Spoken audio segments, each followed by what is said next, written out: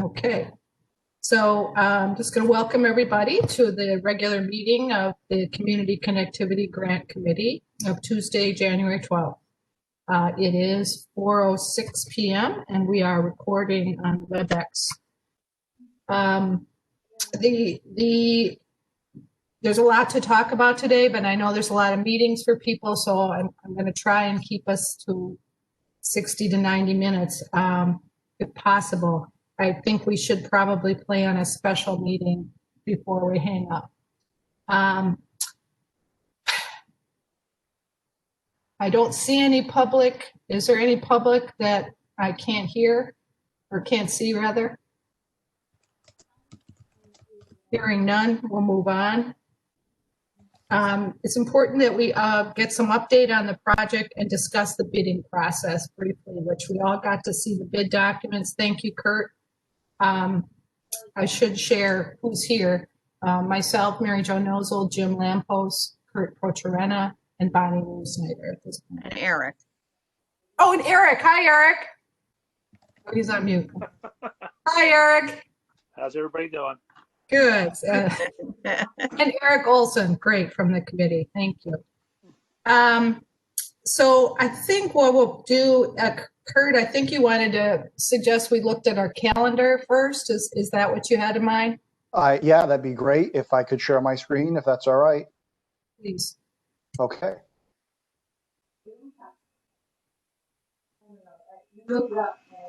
Okay, can everybody see that?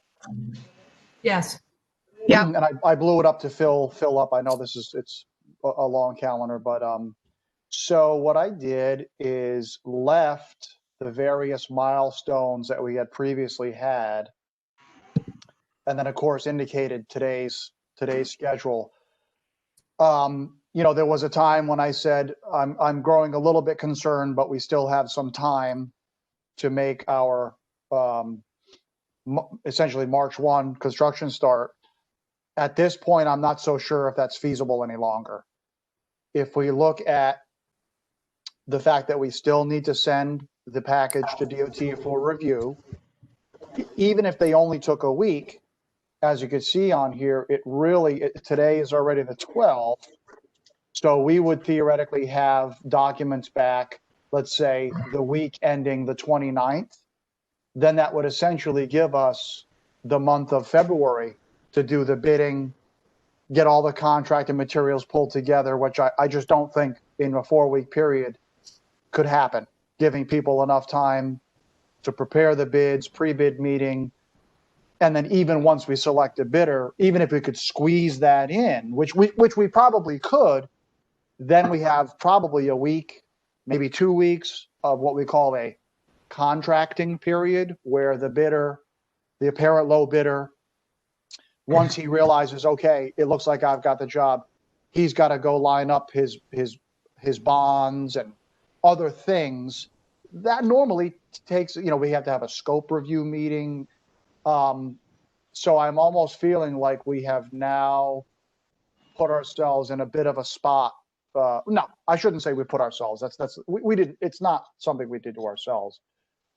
We are in a spot where I don't know if it's realistic at this point to make the March 1st start. So our option, we have a couple of options. My suggestion is we absolutely still get our materials wrapped up and into DOT. So once we get the Easy Mart easement signed, that's ready to go. Let's see what happens. I will talk to DOT and find out what their review period is running currently. The last time I had that specific question for them was, oh boy, that was probably back in September. Based on that, we can always circle back. If we just don't think it's realistic, I think what we could call a plan B would be to push construction off to the fall.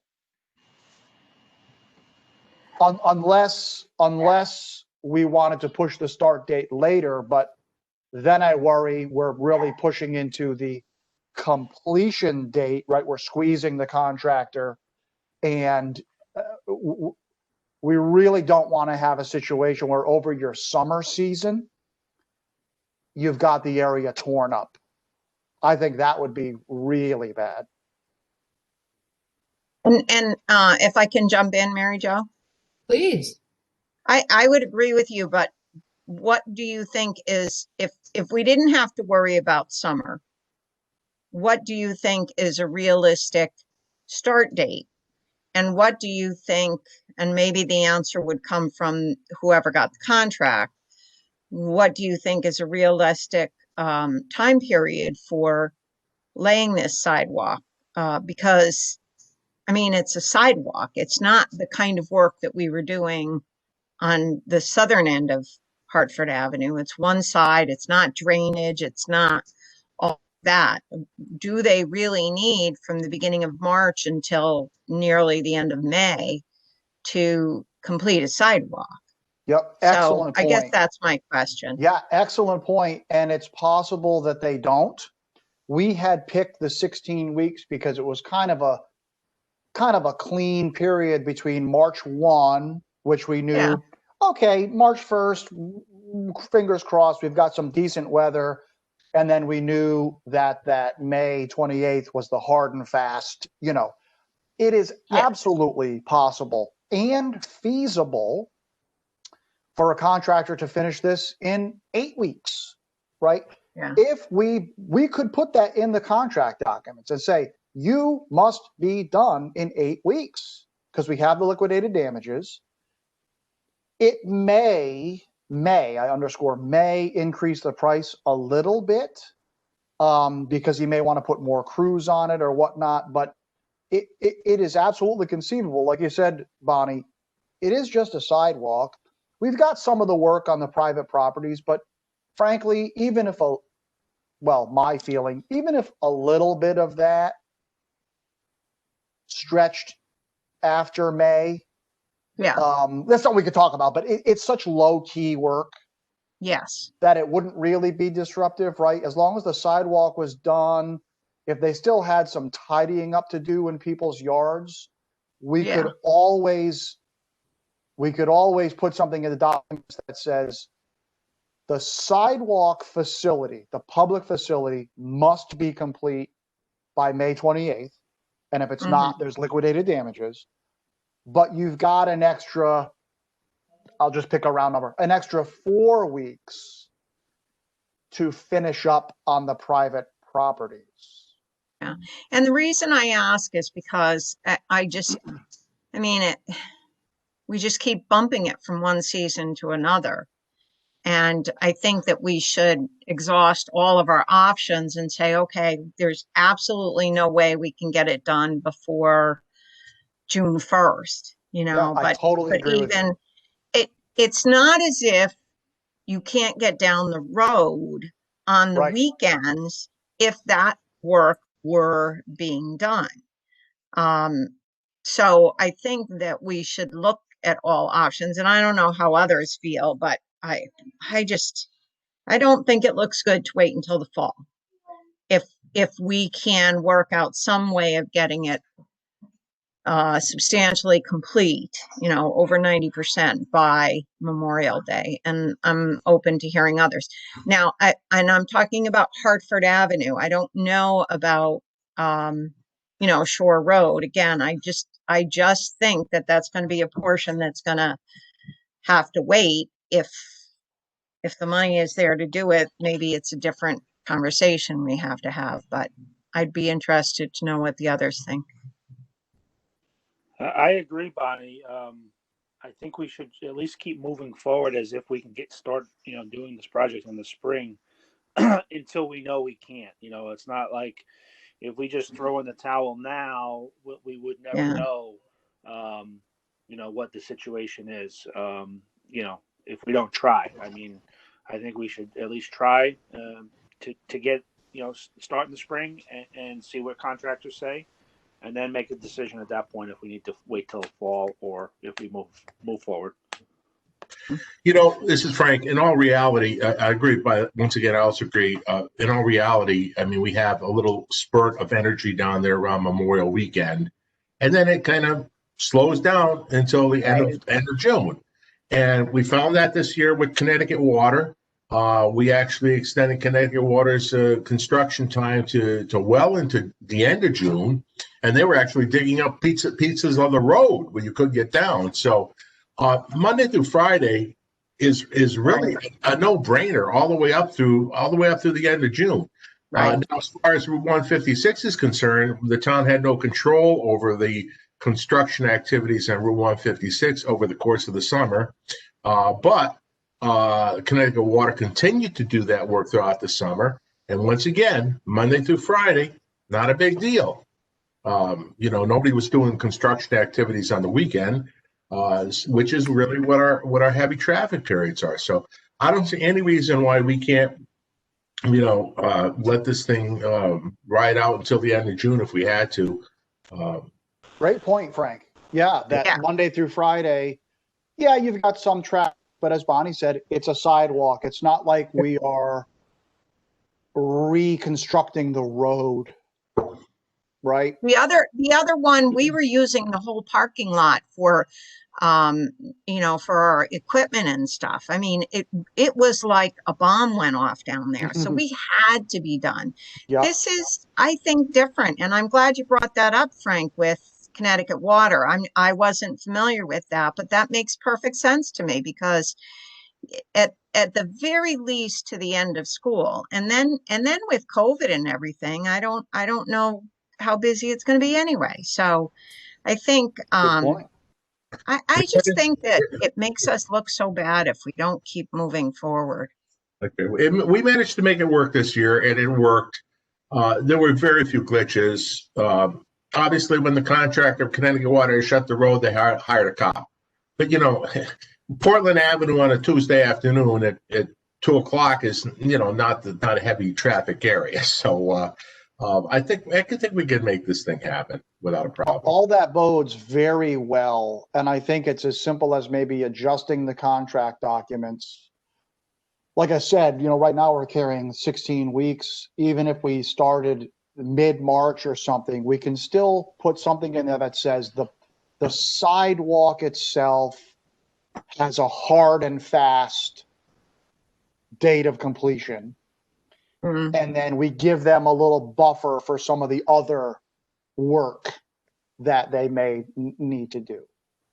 I think in the bid documents, you have to make sure, and correct me if I'm wrong, I don't know if I saw this, but now that I'm thinking of it, making sure that the homeowners are notified when work is going to be done on their property so that they can plan. That will probably be the biggest glitch. If they're planning an event at their house with guests and stuff, and we're working in front of their sidewalk at that time, that's where we're going to run into problems that people are going to be annoyed. But again, I just don't I see that happening from the end of June through, the heat of the summer. And I think we can be substantially complete by then. And any other work, we just coordinate with the homeowners so that we're not impacting, some of their plans. Communication will be key as we get past Memorial Day. Yeah, that sounds real good. And Bonnie, just for clarity, there are a couple of sections that do go into detail that talks about how the contractor has to coordinate scheduling and access and everything with the homeowners, so there's no hurt feelings and whatnot. So that's pretty, I feel that's pretty strong in the documents. And we had it in the other documents, so I figured it was there, but it's worthy of mentioning because that's where we get into trouble. People get upset that we're not being considerate. Right, and unfortunately, we, or you as the owner, once you execute the contract, as we've seen in the past, we don't have a lot of direct control over the contractor, right? So we don't want to have him in a position where he's frustrating residents and then there's nothing we can do about it. So now we've got that language in there.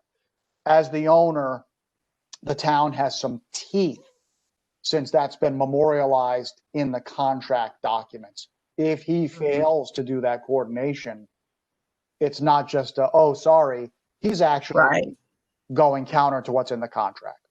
Right. Jim? I mean, I think we should agree with everybody. We should just proceed as if we're going to do it in the spring, if we can. If we, 16 weeks seems a very generous amount of time, so if we cut that back, if we get in trouble, if we have to push it to the fall, especially considering there's no parking in Upper Hartford, we have parking on Lower Hartford to consider that we were taking out Good. while we were working. So there's no issues on Upper Hartford. So I don't see those issues. The only caveat I'd throw in is that depending on the weather, I've seen it get insane in May, June. If like you get a cold spring and all of a sudden a really hot May, all the college kids, everybody, and with COVID it may be different, but we should be aware that we may get hit in May and June, and then it starts dropping off in later June, and then done by mid-July almost. By August, there's no one here, or it's bad. But I would definitely say we should push forward as much as we can, because then we run into the sewer issue. We don't know what the timing on that's going to be either. So I think we could coordinate the efforts. I mean, like you said, everybody, it's the sidewalk. We're not in the middle of the road. Really, extensive road work is going to be a curb, and I think we just go. I think we could coordinate this thing and make it happen. I agree. We should not push this thing off at all, if at all possible. And I concur, especially since there are too many unknowns right now. We're assuming that the DOT is only going to take a week. We haven't gotten Easy Mart yet. I think we still don't have some things in place that we can say for sure. And, quite honestly, we weren't at 16 weeks anyway. March, April, May is 12. So we were, we lost 16 a while ago. So the other thing I just want to say, it'd be nice, whatever we ultimately decide, is not to have the construction stopped and have to start again. So whatever we do, just have one construction period. I think we have to. I think, the fact of the matter is construction happens in the summertime because of the weather. And one of the main reasons we didn't want any of it done with the other project is because we were taking up all of the space, including the parking lot. And we were losing parking spaces while that work was being done. I forget who pointed it out, but we don't have any parking places in Upper Hartford Avenue. So, I think we just have to move ahead. So, the more groundwork we can get done and get this project, with a shovel in the ground, I just think we have to barrel forward. I think we have agreement, Kurt. Right. Sounds good. I'm absolutely on board. Great. So that's the calendar. So Kurt, do you plan to kind of update that then with where we're at? Yeah, I'll do a few things. I will contact DOT to try to get a feel for how long their review is. That way, let's say he tells us 2 weeks, I'll carry that as a defined 2-week period in the schedule. And it may float for now until we find out a little bit more about Easy Mart. And then maybe what I'll actually do too, I'll shorten the construction period to, let's say, maybe I'll do like a 12 weeks, and then I'll put something together and I'll show it on the calendar that sort of talks about the public piece of the infrastructure and then other, right? So the critical stuff that we really want to press the contractor to get done. And then the other things that could sort of be, fill in afterwards. Mailboxes, seed, the fencing on some of the properties, some of the driveway stuff. As long as we've got that public right of way in and safe, really that's right. That's what we really want to get. And I absolutely think they could do that pretty quickly. As Bonnie said, it's a sidewalk. It's all the other little detaily things that slow it down. But if we can sort of decouple those, at least we have a safe pedestrian facility. And then the other stuff can just fill in, even if that's after the 12 week, in week 13, 14, 15. And Yeah. we won't, we'll put something in there where we say, we won't give you liquidated damages for that. We will have an ultimate cutoff, right? We don't want the guy going into July. Then we go, oh, hold on. Now you've worn out your welcome. But Well, so that we'll means we're have, putting other projects ahead of ours then. So, yeah. yeah, it's absolutely manageable. Great. right. That's great. Thank you. That was a great conversation. Thank you. Easy Mart, I think I put out a note. Forget who I copied. I think it was you guys. I called them last week, and one of the owners said the signature signing of it got delayed because of the holidays, but they absolutely were going to sign it. And I asked if I should come get it, and there's a bit of a language issue on the phone, I think. And basically they said, well, they'd take care of it. I let Tim know. I checked with his office today. His secretary's out, our assistant is out, to see if it came in late last week or beginning of this week. I don't know. I haven't heard anything. So I will definitely follow up on that because that is delaying us. They got the revised easement about December 23. Tim brought it over there personally. The TRAs were down to one that's outstanding is the butchers. Number 19 came in yesterday. That was the one that's a trustee. I have a couple questions on it, but it's signed anyway by the deceased family. So there's a couple questions, but at least we have it signed. So we're only worried about the butchers, and I got a phone call last week for them that I know I put out to you guys that said they absolutely will not be signing this. So I did send that to the attorney also and Tim and asked for any recommendations. And basically Tim just said, well, I think we have our marching orders. We just go ahead. And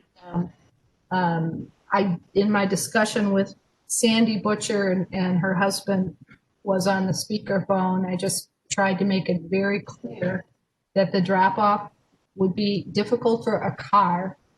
So it's important that they're aware of that the state statute allows us to do this. And she said, fine. They just refused to sign it the way their rights. I asked again if they would just sign portions of it and cross through stuff they didn't think was right, and she wouldn't do that either. So we are done discussing. Yeah, I agree. Great. I That's it. agree. So we will move ahead. And that's it on the outstanding documentation that I had. Am I missing anything, Kurt? To my knowledge, no. Glad to hear that we're only down to one form. The Easy Mart easement is critical. Once we secure that, we'll get those forms signed and we'll be able to get this up to DOT for review. Right. And you're referring to the forms in the handbook, the CCG handbook that we all got that Tim has to sign off as the first selectman. Yep. Do And those have to be signed before they go to DOT? yes, those will go up with the package that I send. So once we nail down the various dates, and the dates that are in there are just placeholders right now. Tim will sign. There's a form that I sign. I compile everything together. I'll do a cover letter to Craig that will include those forms. It'll include the estimate, the manual, and then it'll all go up to him together. Great. Is it possible that you could run us through the steps then? It goes to Craig and the approval and advertising and bidding just quickly? Yes, absolutely. So what I can actually do, if it's okay, I'll do this very quickly.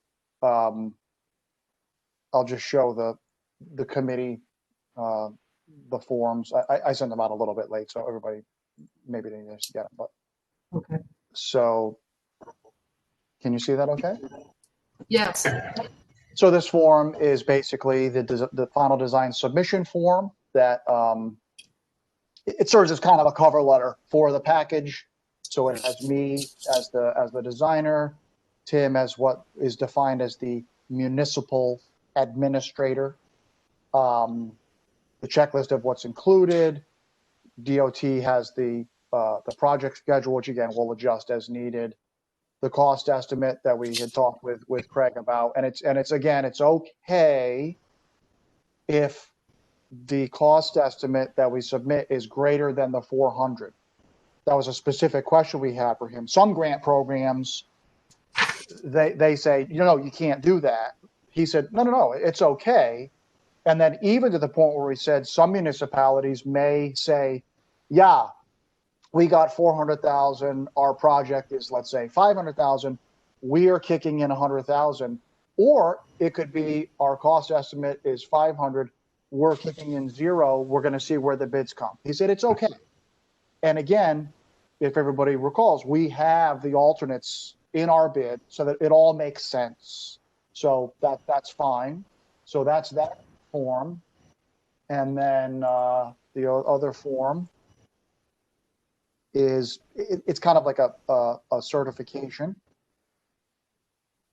Bear with me while that opens up. Hello, Frank, by the way. And so this is again, you can see up at the top. It's funny, I almost just pointed at my screen. You can't see that right here. Final design submission. Again, sort of like a cover letter. And this is really where I sign as the PE. And I'm in doing this, I'm certifying to a few things. And the reason they have this form is, if you recall, we've talked in the past where DOT really doesn't do a technical review of the design. They're really relying on the professional engineer and the town to kind of do their due diligence and cross the T's and dot the I's.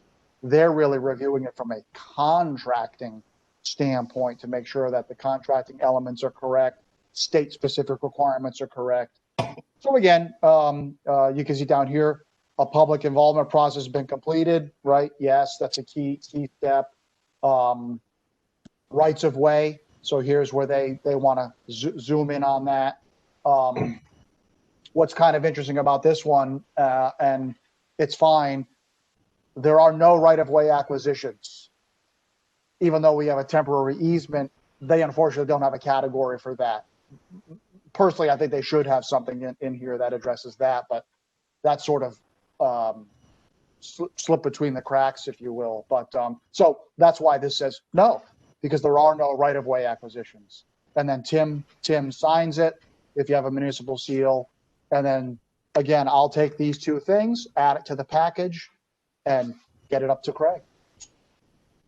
So that's the DOT review process.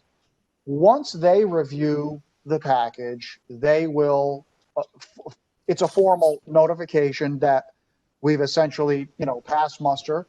If there's any comments that come back, I'll very quickly coordinate with Craig, make those changes as needed. Essentially, once we have the green light to go to bid, then it really does become as much of a town project as any. We have the invitation to bid that you've seen in the bid package. That will go out. I'll work with Mary Jo and Michelle and Tim. We'll get that posted on the DAS website, which is free, and that's where all the towns post their stuff.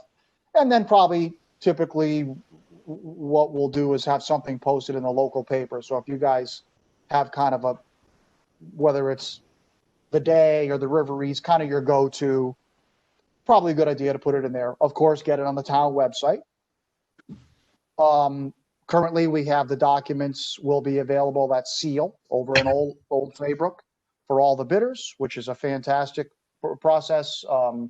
That's pretty much the standard nowadays, where everybody's, unless you're the city of Hartford or the city of New Haven and you have a whole purchasing department, everybody's using the outside sources. Yeah, we've always used CL, and That, Yeah. don't we generally order like 5 and then start replacing them when we get down to 2 or something like that?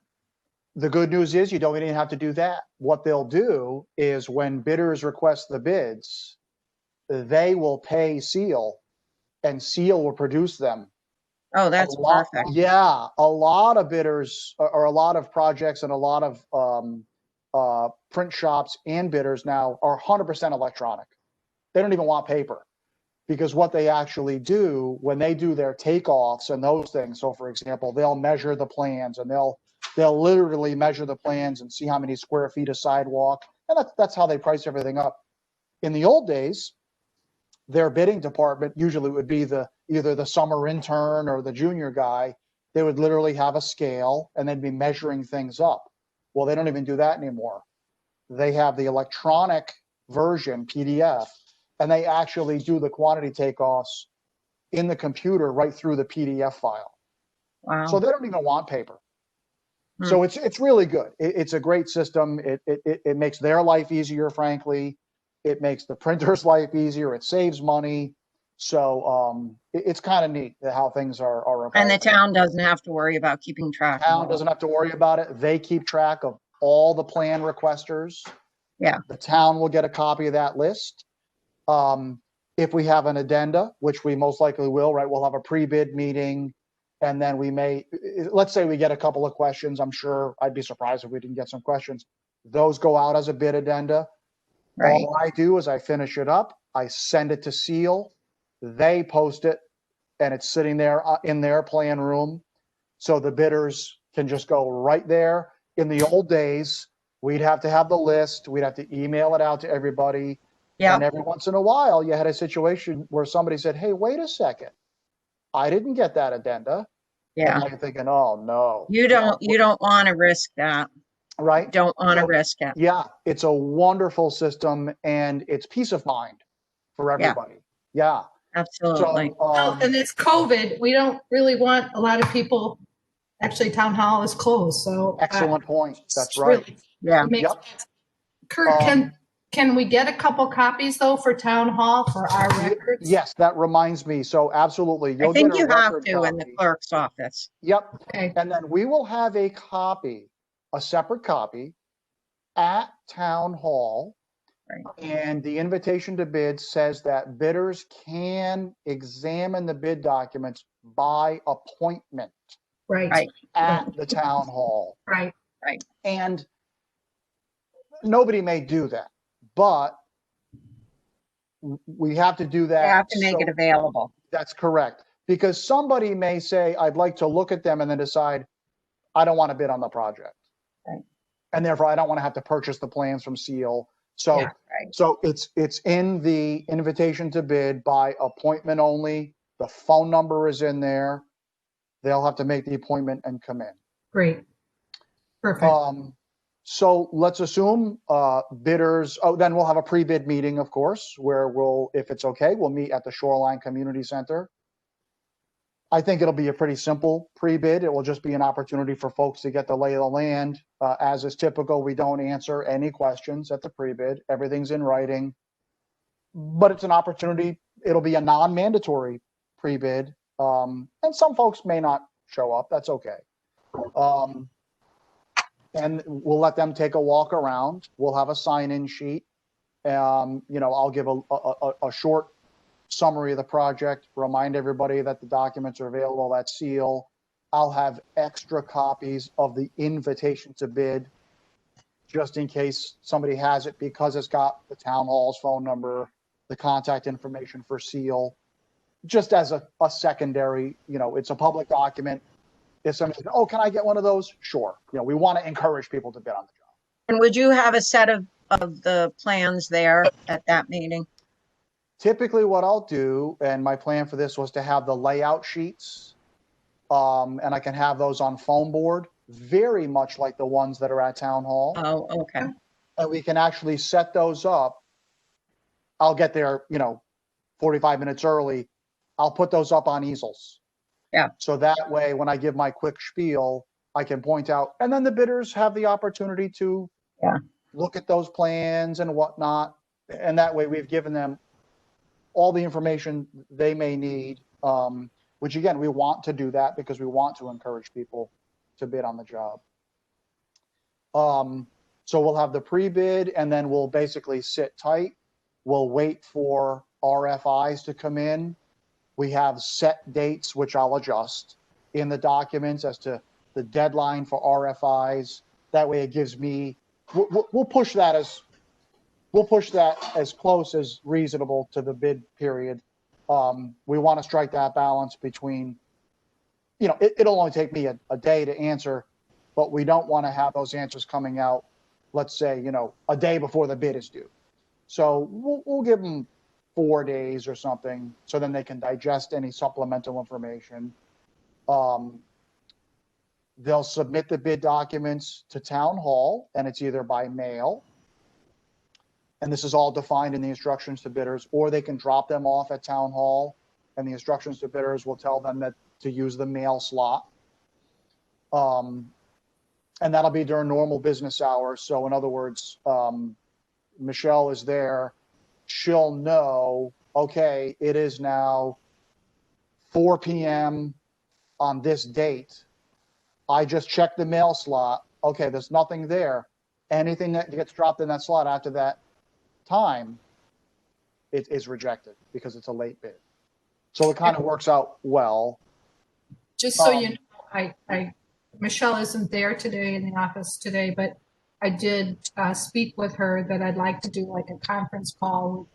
Absolutely, sure. If you're available, Kurt, so that we can just tell her, anytime. she's never done this before, how this will work. Okay, We'll give her a simple checklist so she feels very comfortable about it. thank Yeah. you. Thank you. And it's really the two things. It's getting the calls from folks that say, I'd like to come in and look at the documents. That's one thing. And then really it's it's that day that the bids are due, that, okay, Michelle, during the day, periodically check the mail slot. And then I say 4 o'clock. I can't remember what we said, 2 o'clock or 4 o'clock, but let's say 4 o'clock. At 3:50, Yeah. go wait by the mail slot and literally start your countdown. And if an envelope comes through that slot at 3:59, it's okay. If something comes through that mail slot at 4:01, it's late. Okay. Very, very strict. Yes, it has to be, and we'll have to be. her make a list of anything she receives both by mail and hand delivered. Yeah. And actually, Michelle Hayes always used to handle that because people would come in and drop it off. And we were always standing right by the counter there at the time that the bid Yeah. was due. And and usually it was 2 o'clock. And at 2 o'clock, we left and we went into the meeting hall to open the bids. So Michelle Hayes knows the process, how to make the list, everything else. So she can also, be the person, because she is in the front there and can see everything. Excellent. One thing that we had talked about as a possibility because of COVID and everything is put up and I'm happy to make this just an 8.5 by 11 sign that the day the bids are due, that sign could be put in the window at the front of town hall. And it, something that community connectivity grant bids, please use. It wouldn't hurt, Mary Jo, to see if they can use the sandwich board. Okay. With and put it in front of the sidewalk. Perfect. Bids due today by such and such a time. That way, if somebody shows up, they may be in a little bit of a panic. They're not sure where to go. Do they go around back? Do they go in the front? Because town hall is closed, right? Yeah. They grab the doors, it's locked. Oh no, I have to get this bid dropped off. Yeah. Makes sense. And they generally will send someone, a runner, and the runner right doesn't know. So that's right. Yeah. That's a good idea, Kurt. You're not getting the big boss. Yeah, using the sandwich board and then instructions at the mail slot, drop bids in the mail slot. I think we could do that sign, Yeah. Because again, we want bids, right? We don't want bids to be Exactly. rejected. What a Right. shame that would be, right? Yeah. And personally, I feel terrible when that happens. Yeah. You know, these people put it to, it's happened to me, and I really felt terrible when it happened to me. Yeah. Yeah. So we'll get the bids on that day. They will be opened publicly in the meeting room, and you know, with all the COVID requirements in place. And then it's a simple bid tally. We are requesting 2 hard copies and a thumb drive. That way, there's really no photocopying and such required. If we can have Michelle basically download all the thumb drives, and then that way she can just either email them, or we can make arrangements for a file transfer if they're big. Yeah. Once I get all the bids, I'll go through my bid analysis, very similar to the previous project, where we do a quick review and then we review the 3 lowest bids. And in a sense, it's almost a reverse process. What we're doing is looking for irregularities in the bid, math errors or other things. And then we look at the lowest bid and we see if there are any reasons to reject that bid. That's why I say it's sort of like a reverse process. If we find no compelling reason to reject the bid, then I'll communicate back to the committee. Hey, I'll have a letter that I put together that details the process and essentially says, look, we find no reason or no significant irregularity in this bid. We'll make some reference phone calls, for example. And then we'll say, we see no reason to not award the project to this bidder. Then the next thing that happens is, and this is in the bid documents, the notice of award goes out to that bidder. And then usually it's a phone call too, and I'm happy to do that, a phone call or an email. Just to say, hey, you know, you're the apparent low bidder. Good news. We have that entity in for a scope review. We can do that by Zoom, right? Again, with COVID and just with the logistics of it, we want to move very quickly. That's another key thing, that once we have an apparent low bidder, we really want to move quick. We want to get them signed up and get them out there as quick as we can. So we can do the scope review by Zoom. I think it'll be fairly straightforward. And that's where we just make sure that they carried everything, that there's no glaring omissions that could cause problems either for you as the owner or them as a contractor, then all of a sudden results in some sort of stoppage of work or something.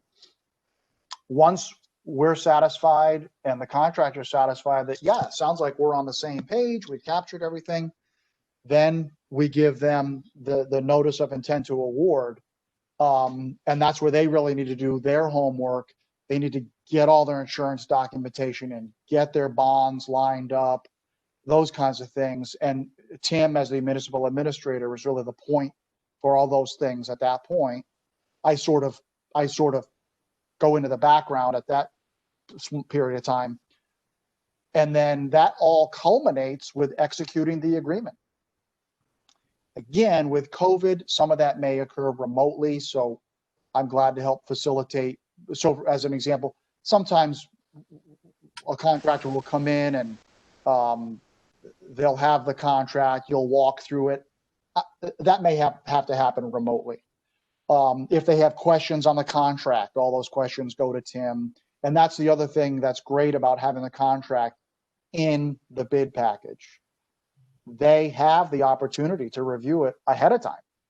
So theoretically, if they have any questions, by the time they've even submitted their bid, they've reviewed it and we can quickly address those if they're the apparent low bidder. Because sometimes you can get hung up for weeks. And that's a real shame that, geez, you had the contract. Why are these things coming up now? So we want to try to avoid that. So once they get all the materials into Tim, again, the insurance, the bonds, and anything else. Oh, there's also, because this is a community connectivity grant project, there's some other things with CHRO and stuff that they'll need to submit. And that's all detailed, extremely detailed out in the bid package. We will put Tim in direct contact with Craig Babowitz at DOT. That way, as those things are coming together, if there are questions, so for example, on a CHRO submittal or something, he can pick up the phone and call Craig. And that's what Craig's there for, to help facilitate and help keep these things moving forward.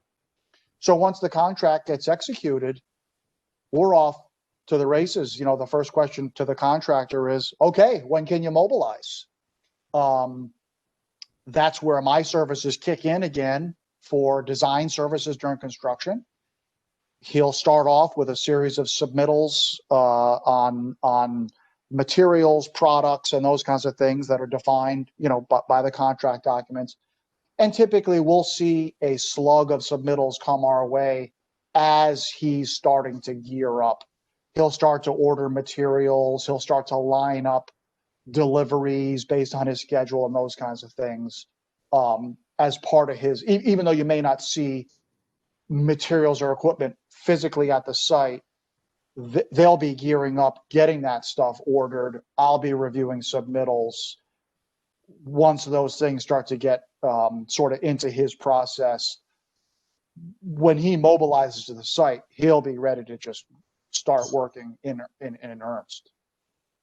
Then the inspections piece kicks in, where there's the periodic inspections.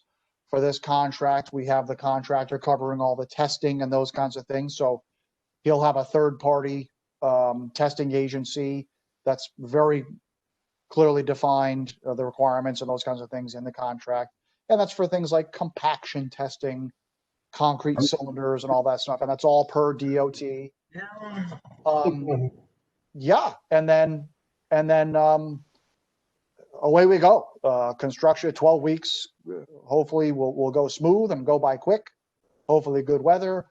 And the project gets built. Then there's a little bit of a closeout period, very similar to what we had last time, where we do a punch list visit and we're on board for that. And we issue a punch list for the cleanup kind of things. That's pretty much it. You make it sound simple. And hopefully it will be. Well, and you know, we did this not that long ago. We did most of this not that long ago. So hopefully it will. And that wasn't so simple. This should be much more simple. Yeah. Yes. Right. Yep. And obviously we'll have meetings in between there as needed to touch base on things. Now, just so the committee knows, because I can't remember if I let you know, Tim informed me at one of our Board of Selectmen meetings, I think the first one of the year, that he had signed the agreement with BSC for the reimbursable work that we were discussing, I think, at one of our last meetings. So that amount is going to be covered. So it's the other aspects, the municipal services part, that still is hanging out there, right, Kurt? Yeah, And is that on correct. the annual meeting? Nope. Didn't you say that it had to be approved at a town meeting? That was one of the discussions. Yes. And is it on the annual meeting? No, it is not. Well, then how are we going to do it if it's not? I think I need to talk to Tim about that. But one of the last discussions I had with him was that he really believes that BSC should do the work, but I think we need to talk with him a little bit more. I agree that we need to talk about that, because we need that part signed and figure out where the money is coming from too. I would, maybe we need to request to be on the Board of Finance meeting to discuss it and make the request from this committee. Yeah, I really did think that was what was going to happen at the last Board of Finance meeting. and I did attend for that purpose in mind, but it didn't happen. So we'll try again. So, good idea, Bonnie. Okay. Thank you, Kurt. That's My pleasure. exciting. The other reason I think, it's just like we've got everything falling into place. So I'm just really happy that we decided as a committee to move forward. So that's great. Anything else? Anybody have any questions on the bid process? We're lucky to have Kurt, that's for sure. Yes, we are. 100% here, Kurt. If not, then I'm moving on to approval of the minutes. Before we go on to that, could I step back to one other thing? Sure. And I'm going to try to be short and concise on this, but I think it's worthy of bringing up. Earlier in the meeting, we talked about the one resident who refused to sign the agreement at what was the property address? 29 Hartford Avenue. 29 Hartford Avenue. I think it's worthy to clarify in these minutes and in this video that every effort has been made to explain why the homeowner would benefit from signing this agreement and allowing us to work on their property to smooth the transition between the sidewalk and their property. And when they expressed concern about how the agreement was written, we went to our attorneys and offered to adjust the agreement until it, in an effort to meet their comfort level. And despite what we feel was every effort to get that signed, they have continued to refuse to sign this. The reason I'm bringing it up now is because I want us all to remember this meeting and this date, because my fear is that there will be accusations that the town wrecked their property and made their property unusable by them. And I think that we need to have documentation that we can quickly refer to and, refer people to clearly state that we really have bent over backwards to try to make this work.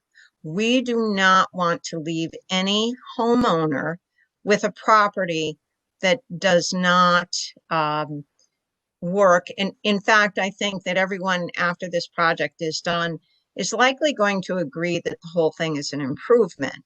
But we certainly wanted to address their drainage issues, and we certainly wanted to address a smooth transition into their driveway. So I just wanted to go on record that even if they came back to us after this meeting and said, we'd like to revisit this, we would be willing to do that. But we cannot go on their property without their signing the agreement. And that may be why when the project is all said and done, there's someone out there saying the town wrecked my property. And the reason I want it documented is because they complained about another project of the town, and the town wrecked their property and caused drainage issues. And I can't find anything to support their claim or refute their claim. I just want us to be able to say we've done everything we can. So I thank you for allowing me to go on for a little while, but I want it to be clear in the documents that we did everything we could. I'm glad you brought it back up, Bonnie, because I think I it's appreciate that. There's only one thing that I would create a caveat on, and if I understand it properly, the town does have permission the town can take action unilaterally to go onto their property to correct the safety hazard that may have occurred as part of the construction that the town is doing, if I got that correct. Am I correct in that? Is that the right way to phrase it there, Mary Jo? Yes, you are correct that the town does have the right under state statute to make the property usable as a result of the town project Without permission. without their permission. We prefer to have their permission, but since they refused to sign the last version, anyway, the 3 versions of the TRAs that we gave them, we do have the authority under state statute to make the property usable. I explicitly mentioned that to the homeowner. I made it very clear that should we do that, agree to do that, that it's not going to be a full driveway improvement. It's only going to be what was on the TRA that they refused to sign that we are going to do. And she verbally said, yes, she understood. So, you know, we probably should have a motion with this committee that the motion, the attorney shared with us that we are under no obligation to do this, but to use the state statute to fix it. It does not require us to do this, but I think it makes sense as a committee that we identify whether we feel we should, and I personally feel we should. I think we should wait I and feel like see.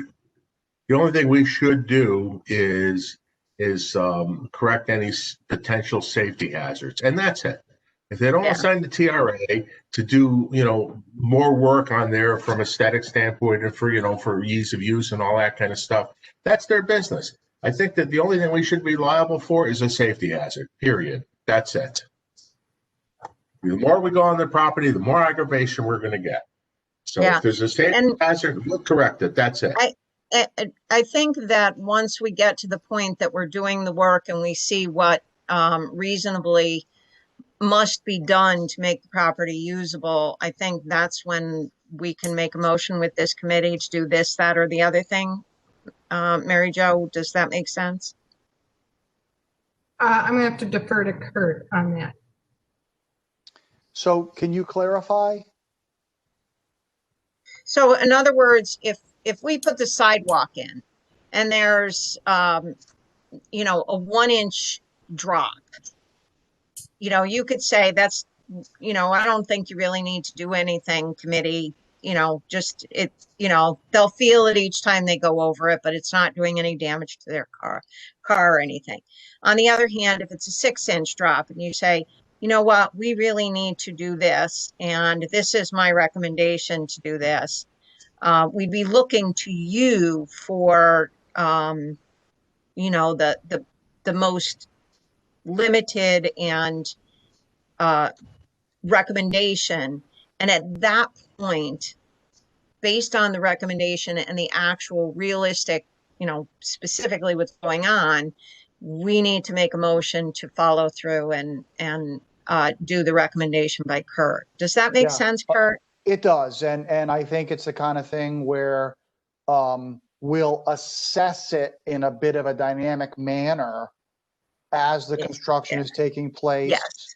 See how things are looking as far as the real details of the grading and whatnot. Right.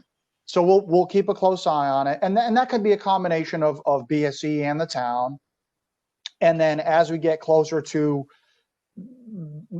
finalizing the sidewalk in that area, we'll circle up and really talk about, okay, here's what we think is the best course of action. As Frank said, keep it safe, etc.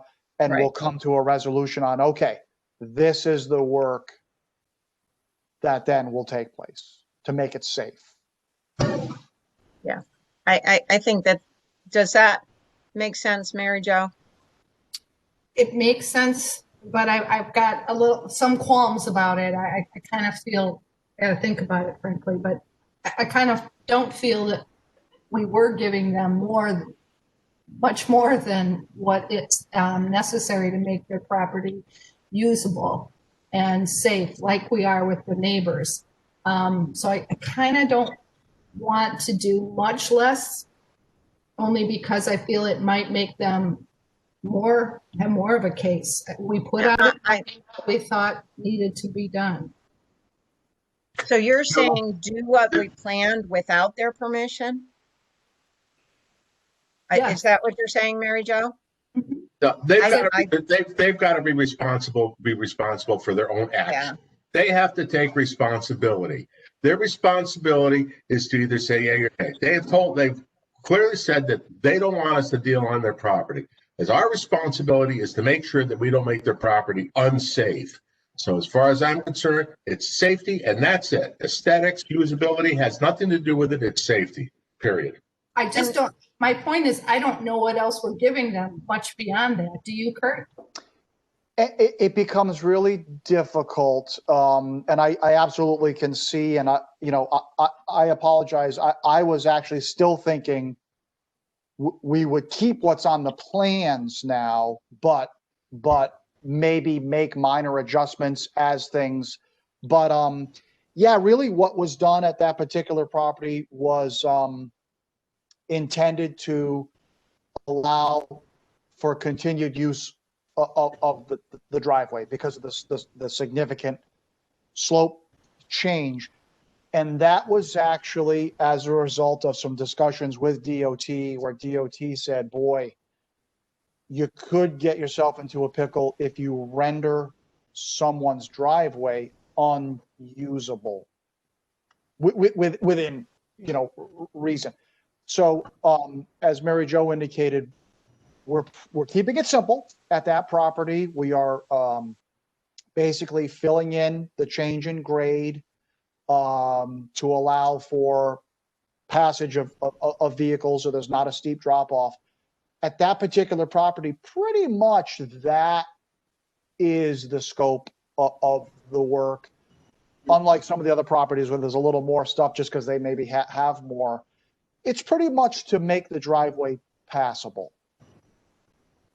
So, okay, so I think what we're saying is pretty much the same thing, but I think so. I like the idea of going forward. I do think I would like a motion for the set of minutes, since we're these are important set of minutes that indicates that committee will be doing what will be following state statutes at this property, since we do not have the TRA. We don't have to elaborate much beyond that, but that we will be going on we plan to go on their town property. How's that? I'll make a motion that the committee will work in accordance with state statutes regarding this property. I'll second that. Thank you. Any discussion? The only thing I would throw in is I guess I'm more in Frank's court. They specifically indicated they do not want us on their property. So I would try to avoid going on their property. That's the wishes of the homeowner. If the sidewalk turns out to be, that they just can't use their property, I guess we have to do what we have to do, so that we don't make their property unusable. But, they've made it clear they don't want us to be on their property, and I think it's a lose-lose for us. I mean, whatever we do, they're going to jump down our throats. So I would the least that we have to do state statute. Yeah, I think we've spent over the past year much more time involved with this property than anything else, and I think we're done. We'll work in accordance with state statutes. It's open-ended. It says may, doesn't say shall. Period, case closed. That's it. Right, and then as we get closer, if we have to elaborate more, we can. Yeah, I agree. Okay, great. Any other discussion? We have to. No, I'm sorry. We need to vote, right? Sorry. Eric, I may have missed you. Did you have any comment? No. Okay. All in favor? Aye. Anybody objecting, or abstaining? It was unanimous with ayes. Thank you, everybody. Okay.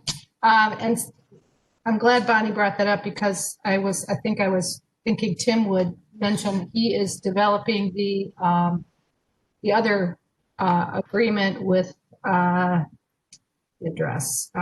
Remember, blanking on the address, the one with the fence.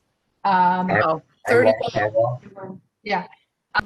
He is working on that with our town attorney. My understanding is that it's been provided to the homeowner, and there were a couple things.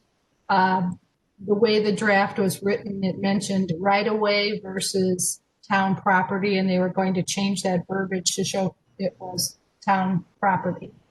But other than that, it sounded as if that was moving forward.